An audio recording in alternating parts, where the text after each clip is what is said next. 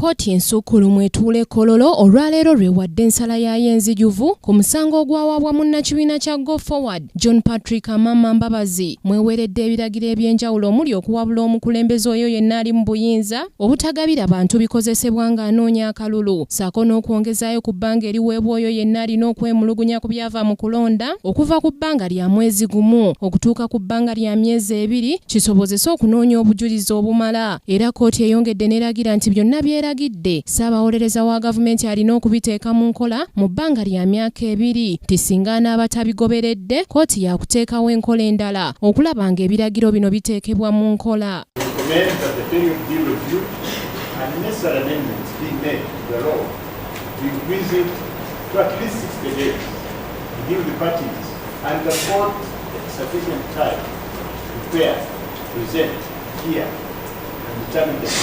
The candidate may solicit for funds to organize for elections during the campaign. Furthermore, the president may, in the ordinary course of his or her duties, give donations even during the campaign period.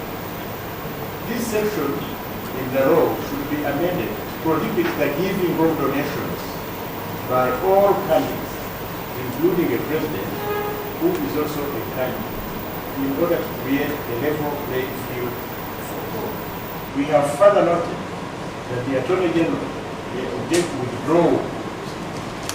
Therefore, the Attorney General is the authority that must be served with the recommendations of this court for necessary follow-up. Abalamuzi 8 abali mu mitambo gy'omusango guno nga baakulemberwamu omulamuzi Jotham Tumwesige bakkiriziganya ng'ennaku z'omwezi 31 omwezi ogwokusatu omwaka 2016 okugoba omusango guno nga bawa ensonga ez'enjawulo omuli ey'Ambabazi obutaba na bujulizi bumala mu musango guno. Ezimu ku nsonga Mbabazi ze yeesigamako mu mpaaba ye mwe mwali abakungu b'akakiiko k'ebyokulonda okumma abaali bakuuma obululu bwe ebyava mu kulonda nga kw'otadde n'obutaba balambulukufu mu nsonga zonna ezaali zikwata ku kulonda nga n'abantu bangi balonda okusukka mu mulundi ogumu. Mbabazi nga yeesigamye ku nsonga zino n'endala yasaba kkooti obululu buddemu okubalibwa naye olw'obutaba na bujulizi bumala okugimatiza kkooti n'egaana.